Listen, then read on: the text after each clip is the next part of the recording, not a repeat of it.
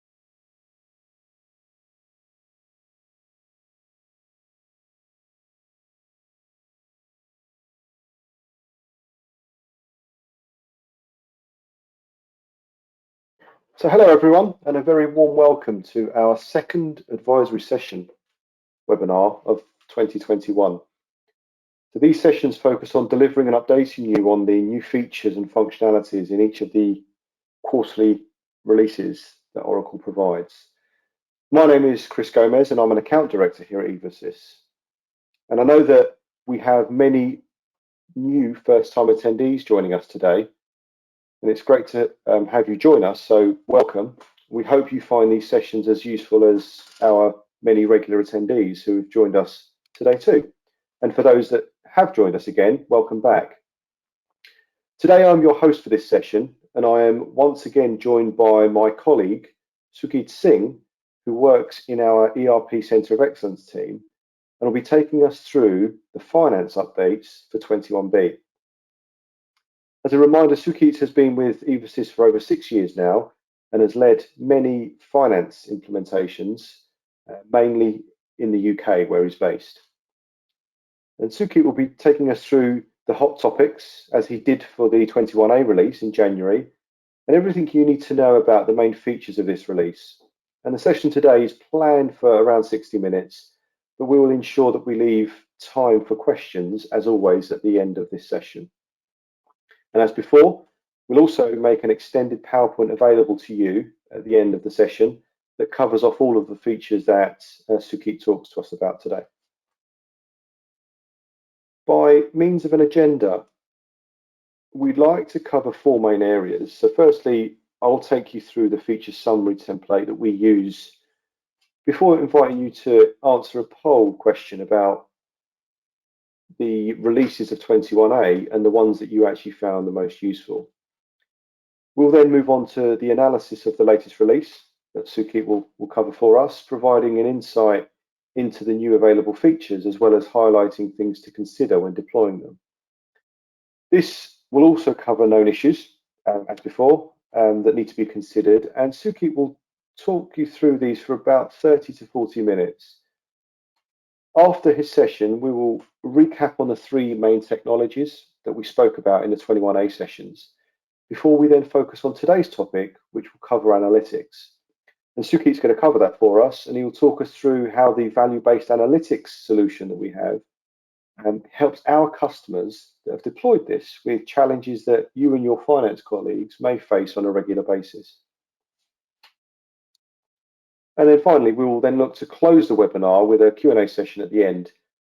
Please do ask any questions throughout the webinar in the chat option that you have, and then Suki and I will cover these off in that Q&A session at the end of the webinar. Okay, so our approach to the Oracle updates. The way we present the information regarding each feature is summarized on screen now for you. Okay, I'm conscious that many of you are now familiar with this slide, but please use this as a reminder whilst I take our new guests that have joined us today through it. So each slide includes the name of the feature with a short description of the release to better inform you and give you a brief on what the feature is for. We also include a business benefit section to help you understand how advantageous it may be to your organization with the outcomes it could give you.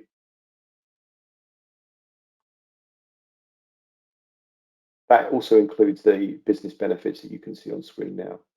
We also include a high-level impact analysis on the right here with 4 main areas. So you've got the impact level.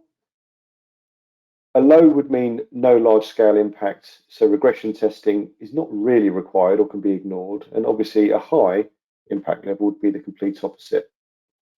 Does the feature need to be enabled, or will it just appear post-upgrade? Again, we provide you with that information on each of the slides. How about configuration? Again, we highlight that too as part of the feature summary. And obviously, an update that needs configuration will clearly need a bit more time to plan that configuration. And we also include a quick win gauge, which takes into account the level of effort and time that's required to get this feature set up. Okay, so let me just start the poll now. So as I've mentioned, I'm just looking to have a look to see.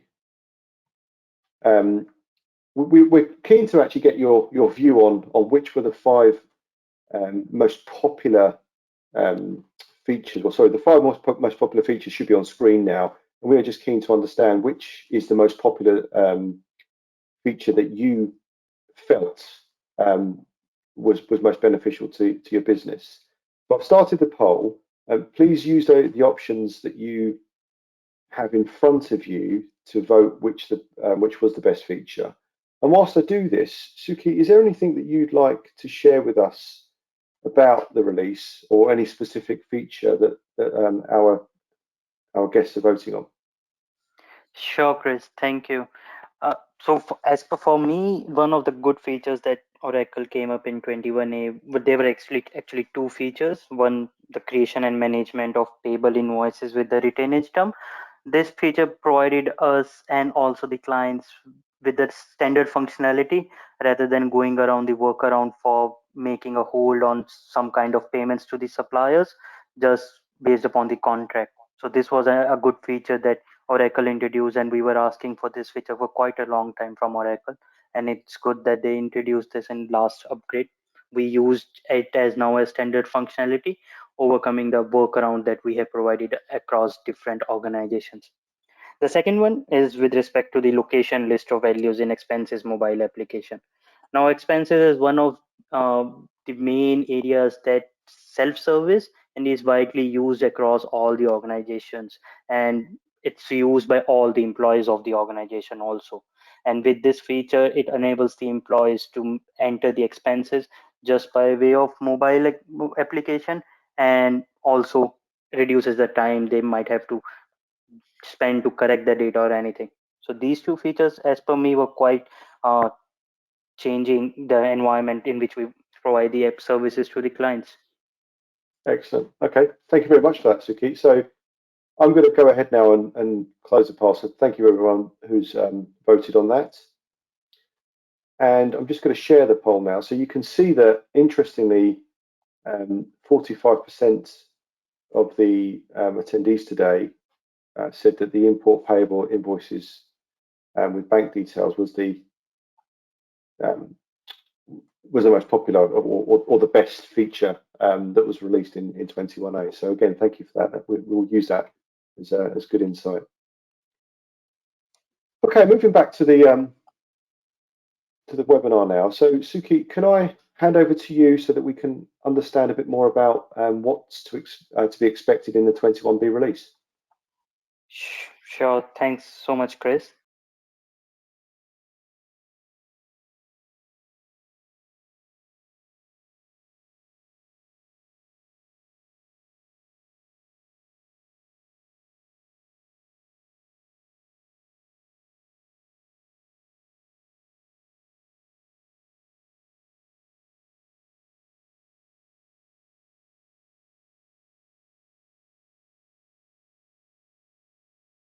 Thank you, Chris. So now we'll start to look into the features that has been introduced by 21B. As Chris mentioned, we have bifurcated all the upgrades that has come up with this release into different sections. One is which is a quick win, wherein it's provides a new easy win for the clients and organizations to implement it. So that's the first part. Second part is the wherein there it's not a quick win, but it's an important win. For with this upgrade, we expect the organizations to use it more frequently and help the organization resolve one or the other issues. And the last one is the where it's not a quick win, but still it's a good one, which has come up with this upgrade. First, we'll go with the quick wins where there is no configuration required. Okay. So the first one, and I'll to be honest, it's one of the my favorite ones in this 21B release, which has come up. It's the with this upgrade, what Oracle has done is it has allowed now the users to exclude some of the journal categories from using them in the manual journals. This requirement has been coming up from quite a long time from all the organizations that there should be some way to exclude some subledger journal categories, and users should not be allowed to use them while passing the manual journals. Till now, till 21A, we did not have any specific feature, and the users could see all the list of categories available from the drop down. With this feature, now if the organizations want to use only their custom list of categories to be available for manual journals, that's now possible with this particular feature. So we can exclude all the seeded ones to be from the drop down, and only the custom one can be used. Even if we don't want the custom ones, we can exclude some of the seeded ones and can include only some of the seeded ones in the drop down list for the categories. So this provides an I have considered this as a high impact one, and it's a quick win. There's only a small configuration required, but it provides a major breakthrough of what the requirement has been coming to us from the various organizations. So that's the first one, the journal categories excluded during the manual journal entry. Second one is not a major one, but from the user experience, it is an important one. So while doing the implementations also, and while during the KUT, and while after the go live, when the users have started using the system, we have received this feedback that whenever they go for a particular journal search, as soon as they press the search button, the search parameters collapses. And let's say they have made one search, they want to make another search, they'll have to again expand the search again and type in the parameters and press the search button again. With this feature, what Oracle has done is you can keep your search parameters expanded all the times. It's still optional if you want to do that. If you don't want to do that, you can always get it minimized. You can get it collapsed.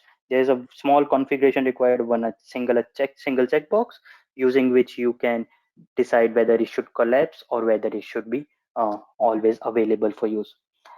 Not a major deal breaker, but from the user experience, it becomes quite handy when the user goes again and again into these manage journal pages, and they have to go through this again and again. So again, a good upgrade that Oracle has brought in with this 21B release. The third one is for the cash management.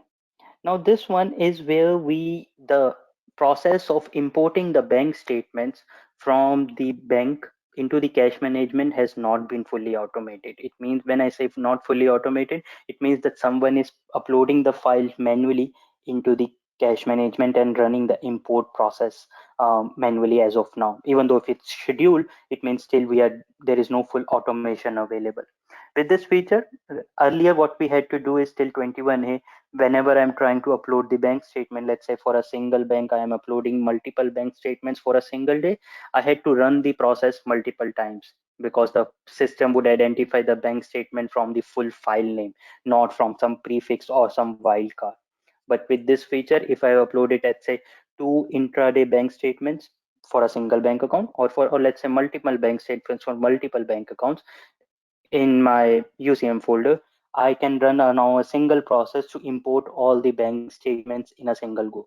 So for the person who is dealing with the reconciliations and the bank statements, where the process is still not fully automated, this is feature can help them in reducing the time they spend on doing the manual work of importing the bank statement, and devote more time in the reconciliation and looking after those transactions which have not been automatically reconciled. They can spend more time on that rather than spending time on importing the bank statement into the system. Though it can be still automated by using the different functionalities of Oracle Cloud, but again, this feature come in handy wherein we don't have that process built in our cash bank statement reconciliation. So that's for cash management. The next one is my expenses. Again, a good one, good upgrade provided by Oracle, which is detection of the duplicate expenses. Till now, if for example, I am an employee of an organization and I am trying to uh, enter some expenses, and let's say I entered some expenses yesterday, and today again I enter the same expense yesterday, system did not have that functionality or capability to detect whether this is a duplicate expense or not, and the owner slide on either on the manager or the employee themselves to make sure that they are not entering the duplicate expenses.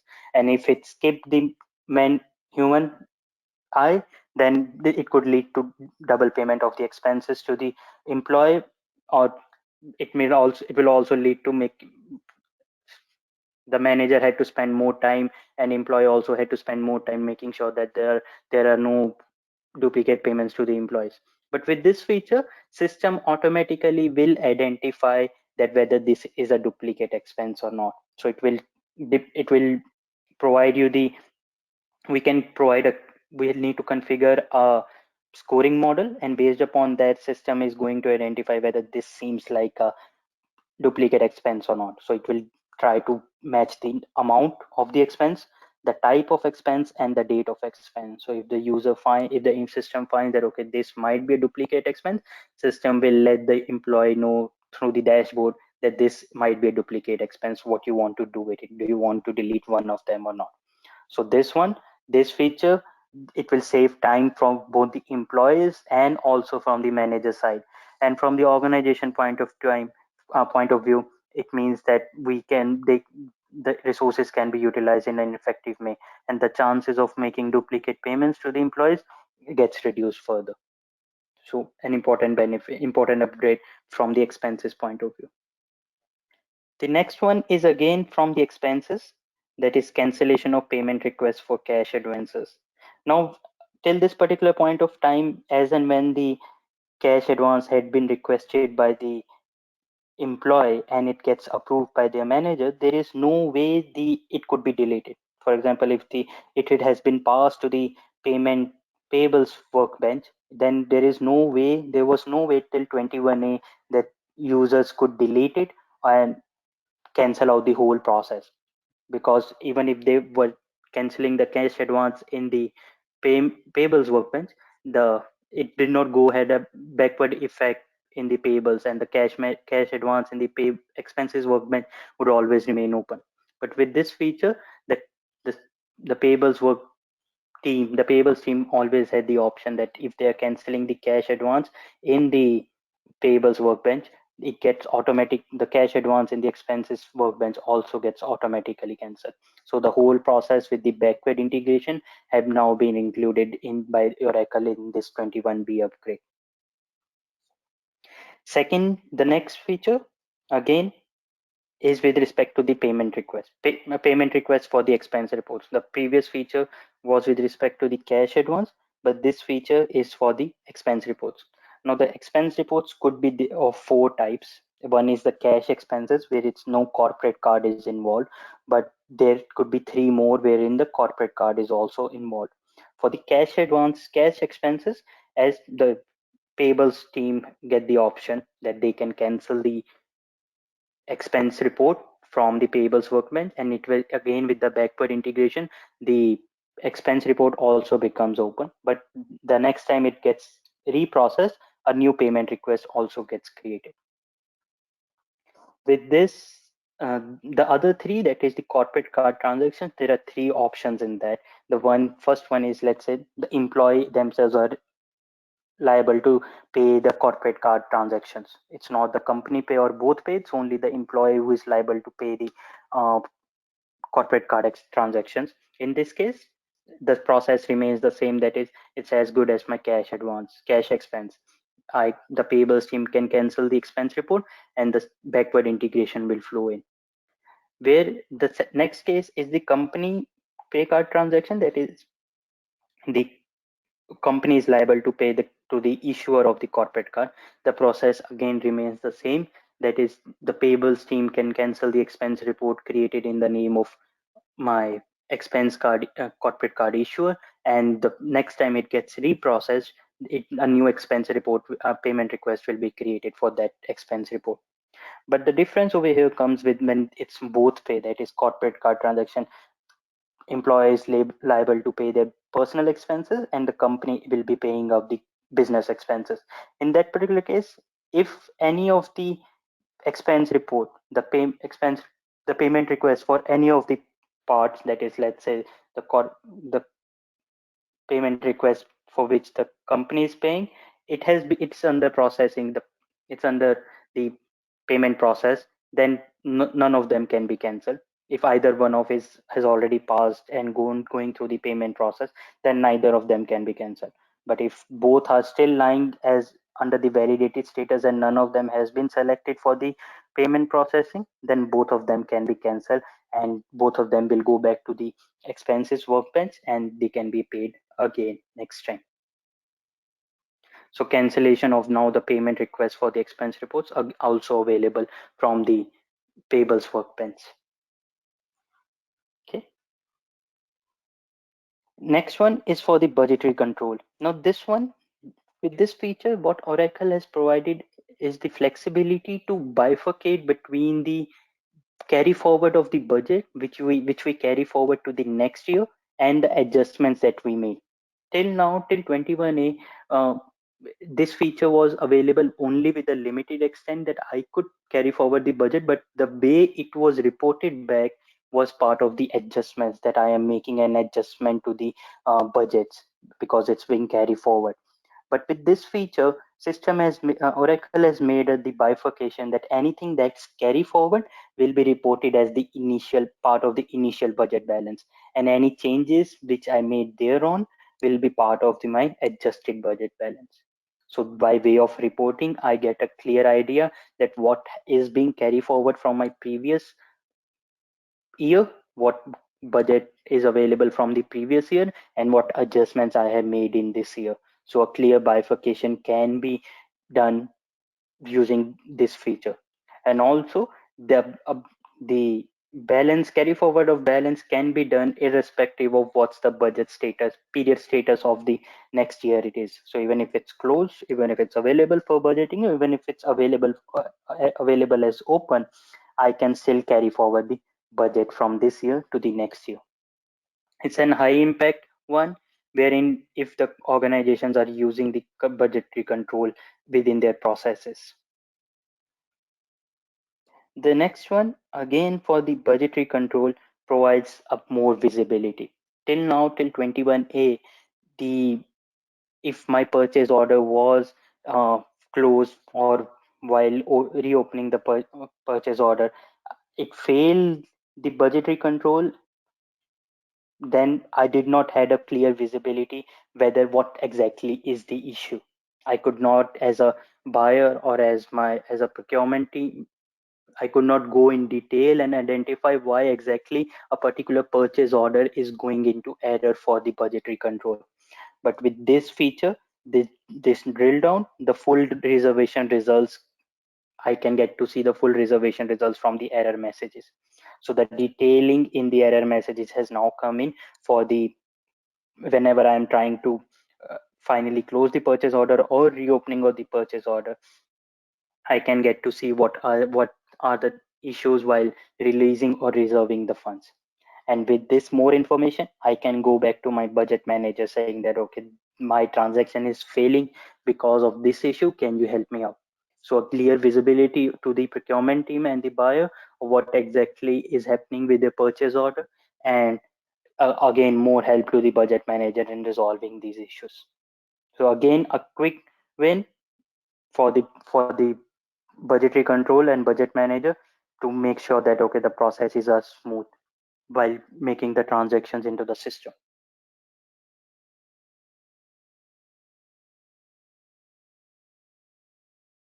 The next one, again from the user point of view, it comes in quite handy. This one is for the payables team. Whenever I'm trying to create an invoice which is being matched to the purchase order, till this particular point of time, I did not get this visibility, this level of visibility while matching an invoice to the purchase order. For example, let's say that my purchase order was for £1,000, and while I received an invoice from the supplier only for 500 pounds, but I did not had a clear bifurcation that for which line amount did it belong to.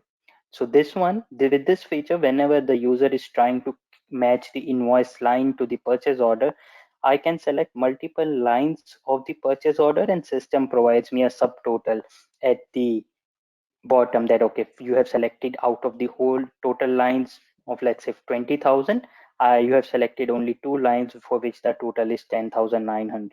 So it gives me a clear idea while matching the invoice to the purchase order that whether the amounts are being correctly matched or not. Again, a small change, but from the end user perspective, it helps them a lot by knowing them, okay, whether they are doing the stuff correctly or not.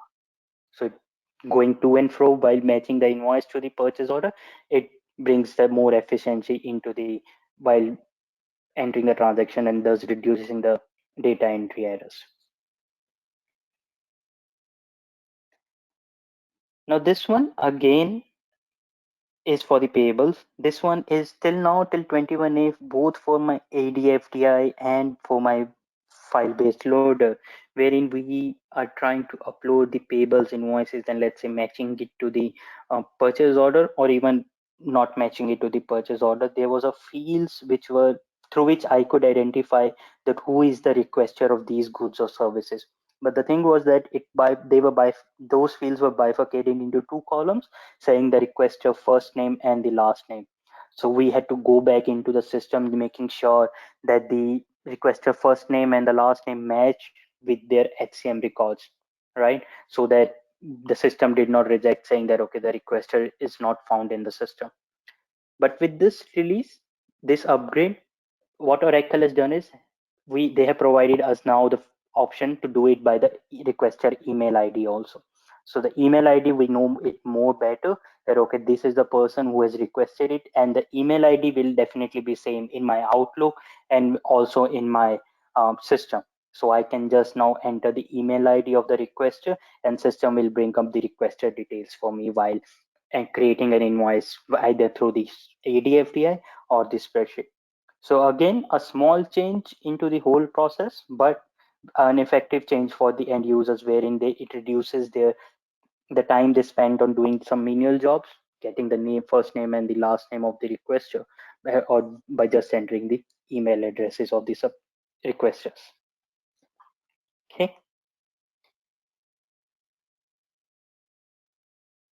Now, the next one, again from the payables perspective, going more towards the payments. This one is again a medium win, wherein if let's say due to any of the reasons we are creating multiple payment files from a single payment process. It could be any of the reasons that our bank requires that if you are making payments in multiple currencies, we require multiple payment files.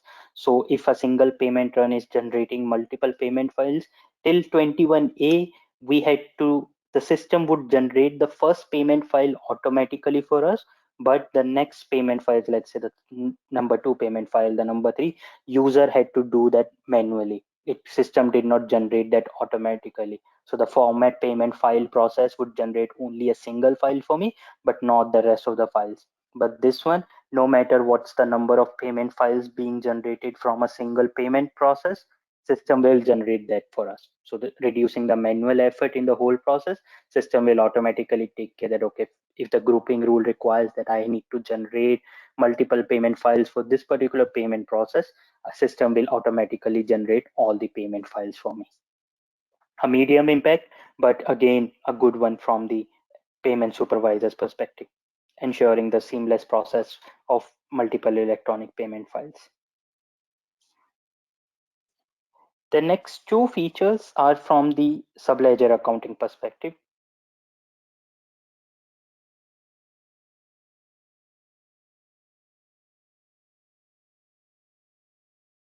Subledger accounting. Now supporting reference balance initialization using a simplified template. Just to give you an idea what the supporting reference do in the subledger accounting. For example, normally my balances are generated and maintained at the chart of account level. That is, for each of the segments we have the balance that, okay, against this segment, against this code combination, this is the balance. But supporting reference provides me the flexibility of maintaining the balances at some additional attributes. For example, let's say the type of supplier. So we just want to know what kind of my supplier's liability as per different type of suppliers. We can use the supporting reference to ensure that. Similarly, if I talk about the cost accounting, if I want to know what's my inventory as per different cost organizations, I can use the supporting reference for the same. Till now, it was little bit, I won't say it was not so easy to get these data from the system, but with this with this feature I can get the data easily from the system and also adjust it. So system has Oracle has now provided us with a template uh, with using which we can adjust that, okay, I just don't want to change the balances at the cost center level, but I want to change the balances at the supporting reference level. So I can do that using a simple template. And system also makes sure that no unbalanced journals are passed through. Not used widely, this feature supporting references is not used widely, but again an additional feature that can be used by these organizations to make sure that for the better reporting of the data.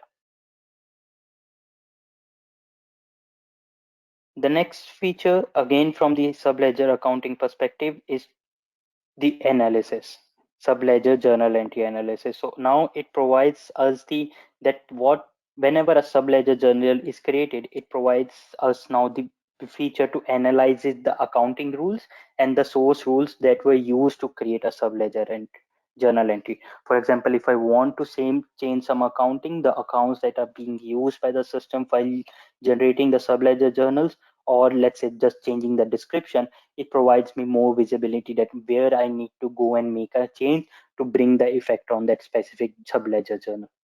So this can be used more effectively during the implementation or during a new requirement that comes from the business at a later point of time. So this feature can help the admin team more effectively understanding how the subledger journal rules are working and where they need to make a change just to make sure that business requirement can be met. A medium level impact, but a quick win just because it gives you all the details that you require at the front end itself.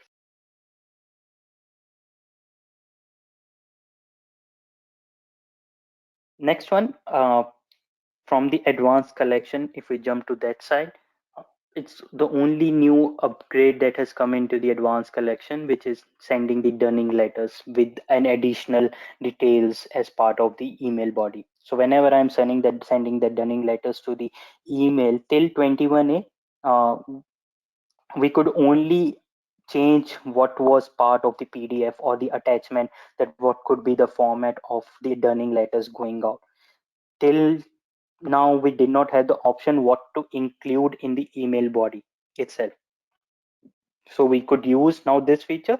We could use the email body also to deliver what we want to convey to these customers.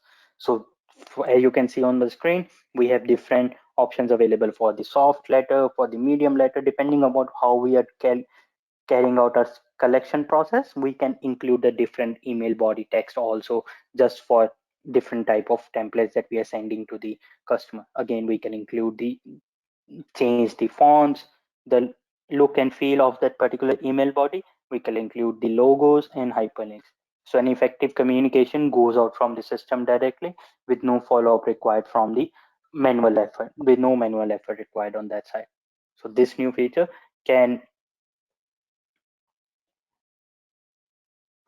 can be done from the collections perspective.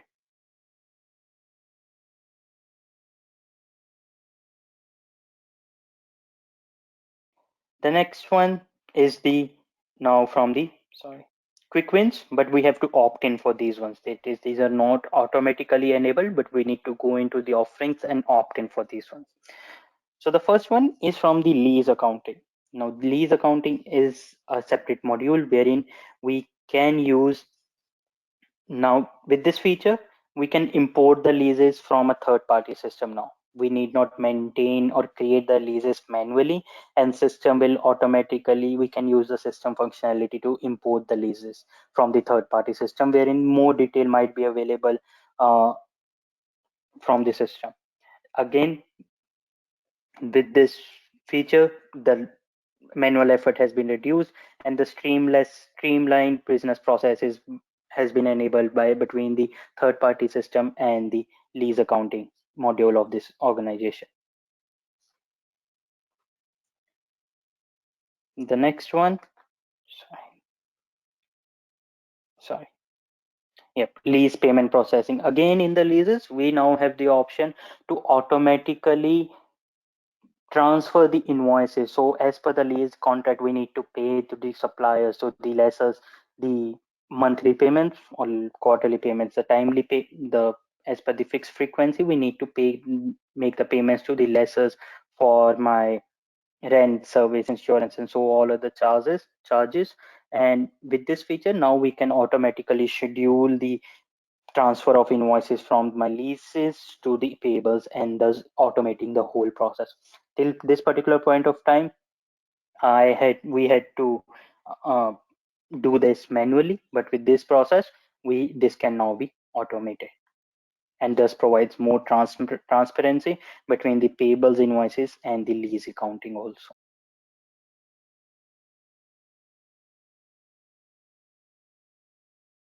The next one, again going back to the budgetary control, wherein now this feature was somewhat available earlier also, with while adding a new budgets into the system, or while when we download the spreadsheet from the Oracle for uploading the budgets into the system in the budgetary control provided me the option whether the amounts that we are entering against the code combination or against a particular value, does this amount as a new addition to the particular already created budget, or just to override the budget amount. The same now has been included from the from the one step initially, wherein while downloading the spreadsheet, system will ask me whether you want to make this change to the initial budget or it's a budget revision. So initial budget, it means that we have from the previous upgrade as we discussed, it is as it was part of my carry forward process. So whether I want making changes to that, or whether it's a budget revision. So this particular process can now be done using while downloading the spreadsheet itself. options available at the very beginning.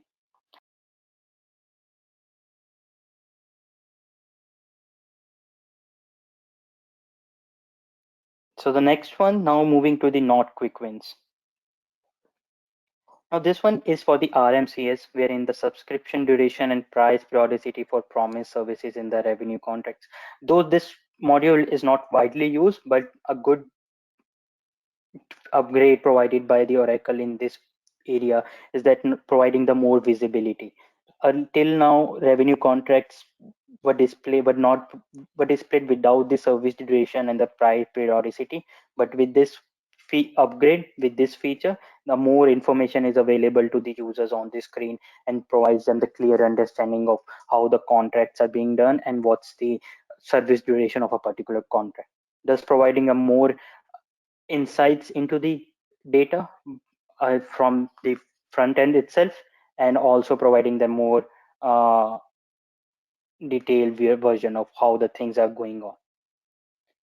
The next one is again going back to the payables. Now it is carry forward of what we had seen in 21A, wherein Oracle had provided us the feature of creating the payable supplier invoices with retainage payment terms. They have made some changes on it, and we can now use this gross amount for the retainage invoices and also for the calculation of the taxes. So it has now been included as part of my taxation also. So an upgrade from what we had seen as a important feature in the last upgrade. The next one is from the intercompany module. Um, Till now in intercompany module we did not have the whatever the descriptive flex fields we created in the intercompany module were not transferred as part of the process to my payables or the receivable invoices if we are invoicing from the intercompany transactions. So the users had to drill down to the intercompany transaction or intercompany batches to see if were any more details captured at the DFF level. Now, but with this feature available, those DFFs values, whatever we have captured in those DFFs, can be now be transferred to the respective invoices also, thus providing more visibility to the wider audience, saying that if the payables team wants to see what details were captured while creating an intercompany transaction, the the receiving organization wants to see what details were entered while creating an intercompany transaction, they will be able to see. And similarly, the provider organization will also be able to see on their receivables invoice what all information was entered while creating an intercompany transaction.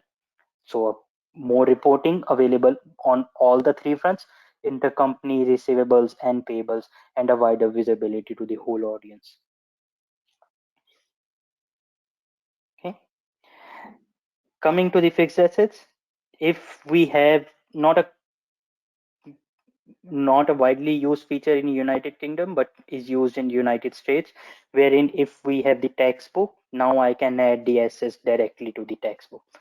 Till now, it had first to be added to the corporate book, and then only it could be transferred to the textbook. But from 21B, we could do it the other way also. That is, the assets can be added to the 21 textbook also. Okay. And these assets will be depreciated only in the textbooks. There will be no depreciation in the corporate book for these assets. And a good feature for those organizations wherein the fixed assets is being used and the assets are being, the asset creation process is through the invoices in the accounts payable. So at the accounts payables, if we have entered the ship to location, that where these goods are being shipped to, through a simple mapping between the ship to location and the locations in the fixed assets, Oracle will automatically determine what could be the location of the fixed asset, that particular asset that we are creating from the invoice. So the assignment details at the particular asset level would be automatically filled in. So only detail that or the user might have to enter is to whom the employee to whom that particular the asset is being assigned to, but the charge account, that is the depreciation account, and the location of that particular asset will now be automatically derived. If we could bring out a mapping between the ship to locations and the location in the fixed assets module. Again, a small change, but good impact on the end user, wherein they need not enter the locations manually on each and every fixed assets, because that's again a mandatory field, and by this we can remove the any manual process in between.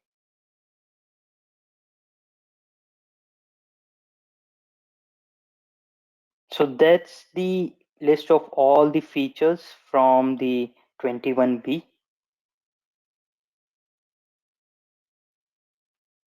Chris, Thank you over very to you. much for that.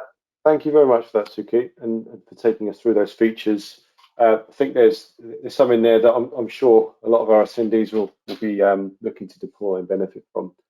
Suki, if it's okay with you, actually, I might just take a quick pause and look at some of the questions that have come in, because I think that the further we go along into this webinar, it may be that we have to actually come back to some of those slides. So let me just go ahead and ask you a couple of questions, if I may, before we move on to the second part.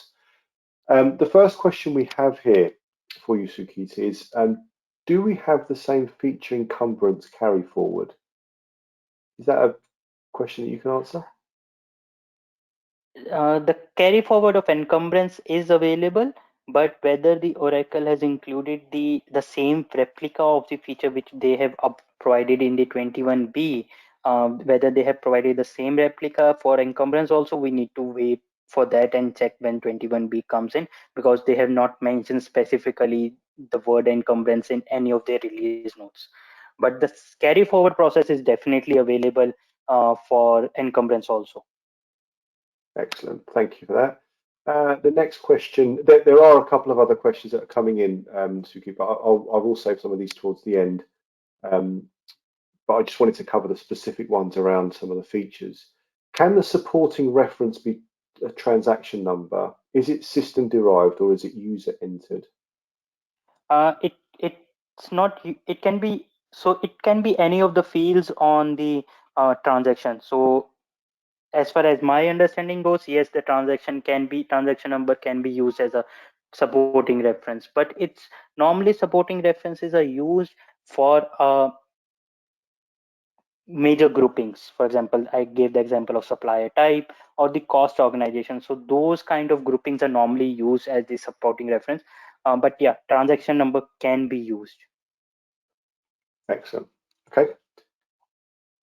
Thank you very much for that. There are a few other questions, and I'm not forgetting about those. So hold tight. We will answer some of those questions towards the end of the webinar if you have asked some questions. So I'm going to now look to move us to the next phase of the webinar, which is where we talk about leveraging innovative technologies. Okay, but I'd like to just recap on what we discussed in the last webinar about how other technologies can help with not only facilitating the release cycle, but also how you can drive further success from your Oracle applications. And then in this instance, from an ERP or finance perspective. So we talked about how Evosys has leveraged the latest technologies and created a series of packages across 3 distinct areas. So RPA, robotic process automation, analytics, and chatbot. So with RPA, we spoke about how we can help our customers automate the regression testing, for example, that's carried out for each quarterly cycle to save time and provide focus on where it's required. And then we also looked at how we can save time with automating business processes too. From an analytics perspective, we spoke about our value-based analytics that can be overlaid on an existing analytics solution that you have in place, and it provides key information around 4 key areas, which is process optimization and how we can help to identify processes that can be optimized or even automated. Then system adoption, which is where we can help to identify areas and reasons for low adoption rates, and in turn provide recommendations on changes to improve these. Information output, which is where we look at requirements that you and your teams have around for the system to actually provide greater visibility of data and trends. And then finally, audit and compliance that looks at regulations, segregations of duties, as well as ensuring compliance with internal SLAs that may be in place. And then finally, chatbots or digital assistants and how they can be used to improve the overall user experience across the entire Oracle Cloud Apps propositions and beyond. They can actually be used across any system that you have. So for today, and as a result of the poll in the 21A advisory session that we had, we'll cover analytics and specifically our VBA solution. I had already covered RPA in the 21A webinar, and we'll look to cover chatbots in 21C. So Suki, could you take us through how value-based analytics helps our customers drive greater efficiencies? Sure, Chris. Thanks for that. So as Chris correctly mentioned that VBA or value-based analytics is a solution developed by Evosys to help the organizations. Now, if I say what is VBA, VBA is an approach to the business wherein we provide them the more insights to the all the data they have available in the system. So we try to go by the proactive mode of providing the data and taking an action thereon. Normally we have seen the reports come as a reactive mode and then we try to resolve the issues, but with VBA we go by the proactive mode and understand and get the data and understand it and try to incorporate the same data in our day-to-day actions to make sure that we can achieve the what we are trying to achieve from that particular system. So whenever we go for a new implementation or for a new system, we have a clear objective in our minds that we need to achieve this in particular by going for this particular system. But during the whole course of implementation and going through all the cycles, that objective takes a backseat and day-to-day activities come more into the picture. But with VBA, we can focus more on those business objectives also. So we provide you the business values rather than the technicalities. And rather than going on the guesswork, we provide you the fact work that, okay, what is the, the actual data that can help you out in meeting the business objectives, which we had determined earlier and which we actually wanted to achieve through the whole system that we are getting on board. So we do not only just keep the lights on, we get the business value from it. It provides us the self-sufficient data and make us self-sufficient, and provides us the innovation that what can we do based upon the data that we can get from the system. Now, Evosys has 340 plus dashboards and reports available across all the streams, that is ERP, supply chain, and HCM. There are more than 340 plus in the latest release of VBA, and up more than 140 plus KPIs have also been provided as a part of the whole solution, which provide you the more detailed or information of what exactly is happening in the system and help you achieve or improve those KPIs. So we do not only measure the success by the tickets, but by the business benefits delivered, that is whether the KPIs are getting improved or not. So as Chris mentioned, we have bifurcated these all analytics into 4 different parts. That is the process optimization, system adoption, information output, and the audit compliance.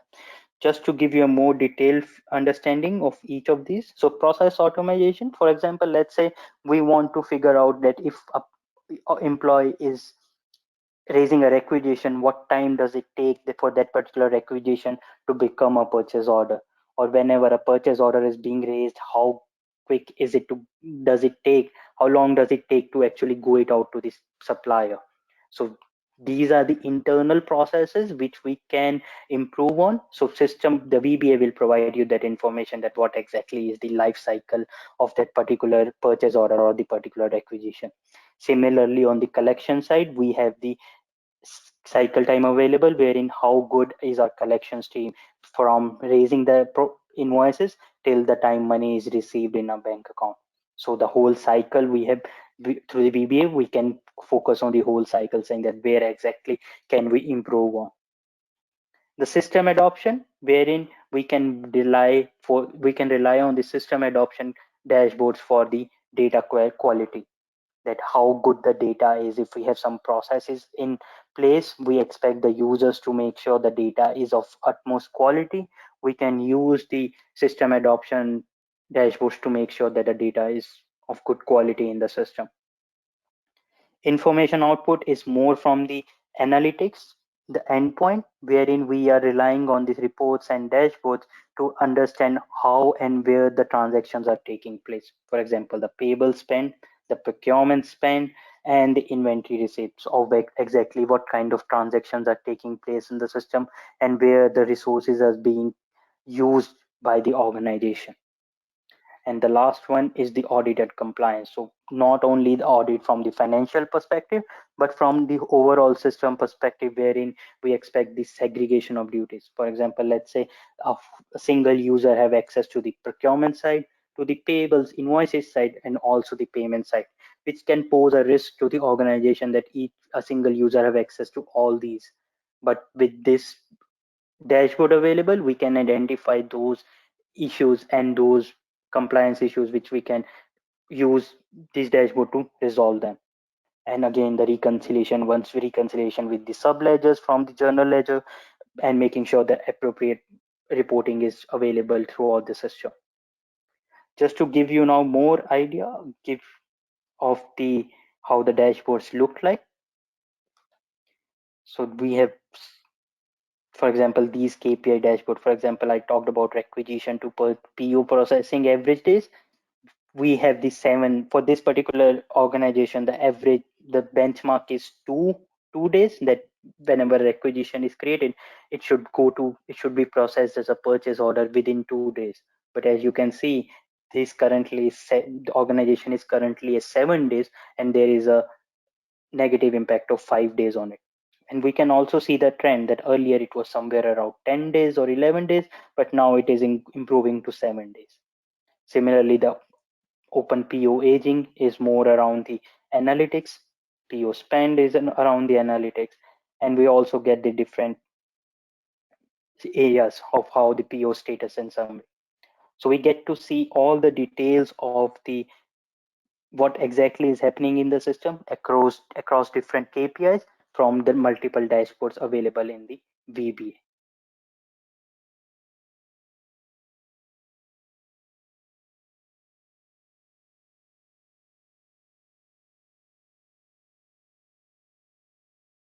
Thank you very much again, Suki.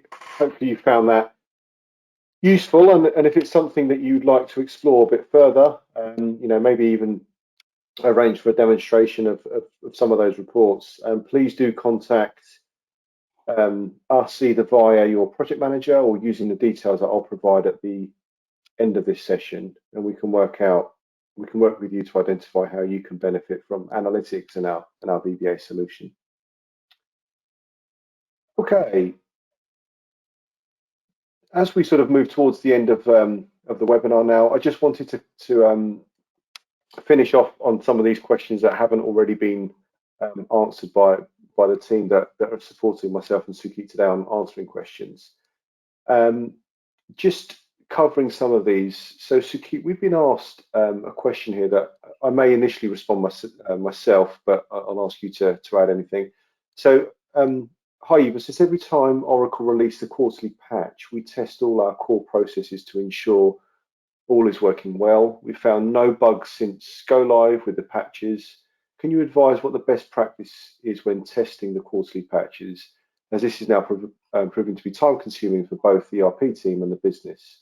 Should we perform a full regression test every time the quarterly patch is released? So I guess my response to that initially is I believe you should, which is why we've actually created a set of, well, effectively using RPA to create a set of scripts that allow for those business processes to be tested as part of every single quarterly release, and it does it automatically for you and actually logs the outcome of each of those tests, meaning that you don't have some of those the effort expended before actually putting in those updates, but you've got the assurance that those business processes will still work. So if you'd like to know more about that, please do contact us, and we can talk you through about how the robotic process automation works for other customers, and how you can actually save about 70 to 80% of those business processes can be automated. Now, obviously, some of them are going to be bespoke to your business, and we would have to work with you to actually tailor the scripts that we've got to be specific to those business processes. But we do have a bank of many scripts that cover a lot of the standard processes that are available in Oracle Finance. Is there anything else that you'd want to cover there, Sukit, or to add? I'll just say one thing, that regression testing, the full regression testing is expected whenever the upgrade patch is released by Oracle, because it's a system and we do not know what impact could it have on your other processes. So full regression testing is expected as and when we get a new upgrade patch from the Oracle. And as Chris rightly mentioned, we have the RPA tools available within our scope, wherein we have developed the scripts and all the standard scripts to test out all the processes. Excellent. Thanks for that. So I'll give you all our details at the end, and for anyone who's interested in actually understanding how we can help with that, please do reach out to us. Another question here, Sukit, that you could help me answer is: will you be covering the projects modules or the projects module related upgrades as well, as that will be quite helpful to us? We do not have it this time, but we can include them in the next one also. Yeah, it's a valid question, and I think for my team that are also supporting us today, please can we add that as something for us to consider for 21C. We have another question here about when the procurement session for 21B will be held. I will shortly be showing you a slide with all the dates, so if you could just bear with us on that one. And the final question we have here is the VBA free or an add-on subscription? It's an add-on. It's a solution that we at Evosys have developed. Would be more than happy to give you an indicative price again if you were to contact us to find out more. Okay, I'm very conscious of time, so let me just close off the webinar now with just a closing note. So thank you very much everyone that's attended today. I hope you found it useful. So what happens next? We will send you all the presentation and the session recording today for you to to use or to listen back at your leisure. A part of that will also provide a feedback form. Like some of those questions that have been raised today, please do give us some feedback on these sessions. These are sessions for you, so we want to make sure that you get the most out of it. So we really value your feedback, and we really use it to improve these. If you do want to find out about anything that we've spoken about today in more detail, please speak to your project manager if you currently have one, or just reach out to us using the email address that you can see on screen, which is business@evosysglobal.com. And you can reach out to us for the additional services that we've spoken about, or to learn more about the innovation pieces that we've discussed today. And then on the right-hand side of the screen there, you'll see that we've obviously covered the finance session today, and there's going to be a recording available shortly after the session finishes. And then we then have the global HR session on the 21st, the talent management one on the 22nd, benefits and compensation on the 23rd, supply chain management on the 26th, HR help desk and ORC on the 27th, and then finally workforce management and global payroll on the 28th, all at 3 p.m. BST, 4 p.m. European time, or 10 a.m. Eastern Summer Time. So hopefully that answers the question around procurement. There are no other questions, so thank you very much for joining us today, and we hope to see you at one of the next sessions or at the 21C release advisory session. So thank you very much, and thank you, Sukit, for all of your help and support today. Thank you, everyone. Thanks, Chris.